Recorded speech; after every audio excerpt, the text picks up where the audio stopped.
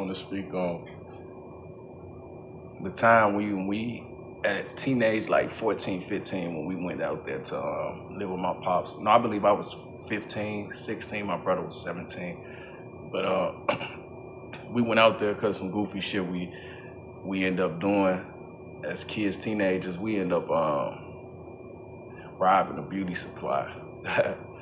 So this shit, that's what I mean. This is another one of them times when we just be doing shit just to do it. And we was in a project board and looking for something to do. And growing up in the projects in the hood, when you a kid, you bored, that's the thing. Why we gotta change that mentality, because we don't do nothing but look for destructive things to do to pass our time. And this was one of them moments. We end up this one a mutual friend in the hood. Him and my brother. Now we're supposed to go rob something else. You know what I'm saying? Somebody else.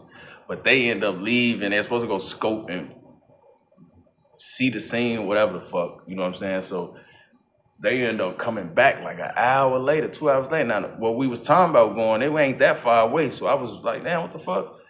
So they end up coming back. Now they told me about this other little spot. So this other dude was the bad, ended up being a beauty supply.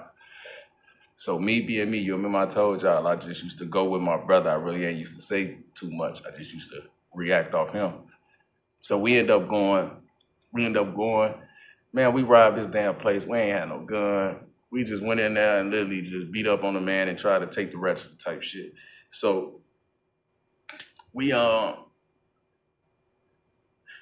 up there. We take some of the kids' bikes, some of the younger little dudes in the hood. We take their bikes and take them up there. So we go up there.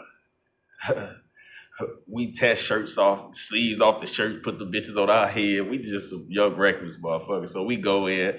My brother, he ended up knocking the nigga out, taking off on dude. He ended up beating him up. So while he beating him up, I'm looking out, I'm watching out and shit. So we end up going into little shit, trying to take the register, all that goofy shit. Alarm go off.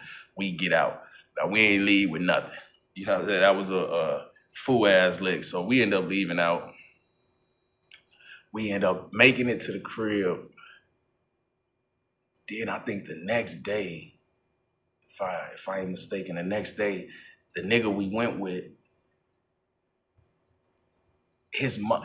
I ended up hearing he went to the station or some shit after, because the kids was crying about their bikes, trying to see where they was at, and we left them up there. So I guess, the police did what they did and figured out that the bikes had something to do with this shit. So the kids wanted their bike, so they end up forcing the nigga we was with to go get their bike. So I guess whatever happened, I heard that. So I ended up going to his crib after that. Now, right next door to him was this little bitch in the projects I was fucking. So we end up going there. So we going over there now. As I'm talking to him, when I say the police end up coming around the building, like damn near 15 strong. So we running in the female's house. I locked the door. I tell me, don't open that motherfucking door. So we go through the little attic, go over to his crib, because he was connected in the building. So now we looking out his window watching them. So I'm like, man, what the fuck? I'm like, man, what they say when you was up there? Like, man, they ain't see nothing. Ain't want nothing on camera. Ooh, this is what he telling me. So I'm believing it. Ooh. They end up leaving. His mom ended up kicking us out the motherfucker. She ended up finding us upstairs, kicking us out the crib. And I'm glad she found us when she did, because the police was gone. So she kicked us out the crib. So we leave. I end up, go to the crib. I end up telling my brother what the fuck just happened. So we like, damn, woo. So my brother, we ain't doing it. So long story short, like 2-3 hours later, we in the crib. Police come to the crib. Boom. Well, I left something out. Rocky mom said she was taking his ass to the station. You know what I'm saying? So she took him to the station. And like 2-3 hours later, police come to the crib. Now, world at work. So she ain't here, so she don't know. But just so happened, our police beating on the door. My motherfucking Auntie Angel pull up. But she's so cool. She walk in. What the fuck y'all done did? We nothing. Don't like, we knowing what the fuck is for. We nothing. Long story short, she called World. World ended up taking off work, coming, ended up taking us to the station. Man, when I tell you we got to this motherfucking station, they put all type of pictures on the motherfucking desk that us And this nigga Rocky said they ain't had shit. So I'm looking at the pictures, but I'm still playing dumb because they pointing at my brother like, so who is this? I'm like, I don't know, the picture blurred. You know what I'm saying? So they talking shit, oh, we finna take you to jail right now. You know, when you young and you hear when your parent there type shit, you ain't gonna go to jail, that's a motherfucking lie. That's a motherfucking lie. So we in there, they saying, and I ain't listening to them because I'm listening. I believe what I be hearing in the hood type shit. Man, my mama here, so I'm finna go home. Ooh. Man, them people cuffed me up, put my ass in another room, end up taking me to the little juvenile detention center. So I ended up going there for like a week, but they let me out on home confinement for about like 4 or 5 months. We was fighting the case, me and my brother, but he ended up staying in while I was out on home confinement because he ended up finna turn 17.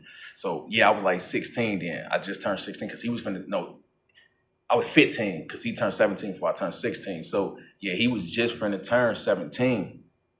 So then as soon as he turned 17, they sent his ass to the county. So he ended up coming home from the county, but he ended up having to do confinement with me. You know what I'm saying? But then we end up beating the case, shit. We ended up grabbing this little lawyer, my pops did. That's when he first started coming back into the picture.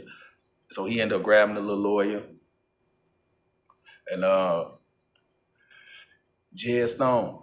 But we ended up beating it, whatever the fuck, after we was on home confinement doing all that shit. So we ended up beating it. But right after that, that's when word ended up telling us, like, man, y'all finna go out there with y'all pops to Louisiana.